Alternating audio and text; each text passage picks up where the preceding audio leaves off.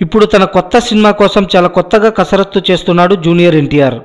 అసలే మన తెలుగు సినిమాలో హీరోలు డబుల్ రోల్స్ చేయడం ఈ మధ్యకాలంలో పెద్దగా కనిపించట్లేదు. అటువంటిది మనం ట్రిపుల్ రోల్లో మన హీరోలు చూసి చాలా కాలమే అయింది. అప్పుడెప్పుడో ఎన్టీఆర్, ఆ తర్వాత మెగాస్టార్ చిరంజీవి వంటి వారే ఇలా ట్రిపుల్ రోల్స్ టేకప్ చేశారు. ఇప్పుడు ఇలాంటి తరహా ట్రిపుల్ రోల్లో జూనియర్ జై లవకుశ సినిమాతో టాలెంట్ చూపించబోతున్నాడు.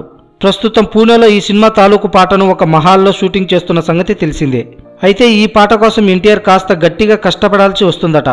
ఎందుకంటే ఒకేసారి ఈ పాటలో 3 క్యారెక్టర్లు కనిపిస్తాయి. కాబట్టి ఆయన 3 పాత్రల కోసం రకరకాల అహాభావాలు, బాడీ లాంగ్వేజ్ మార్చడమే కాదు, ఖచ్చితంగా బట్టలు కూడా మార్చాలిగా.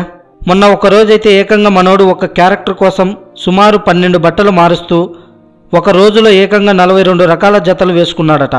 మార్చిన ప్రతిసారి స్టైల్గా కూడా మార్చాలి. అలాగే నటుడుగా ఆ క్యారెక్టర్లో ఒదిగిపోవాలి. ఇది నిజంగా పెద్ద ఛాలెంజ్ అనే చెప్పాలి.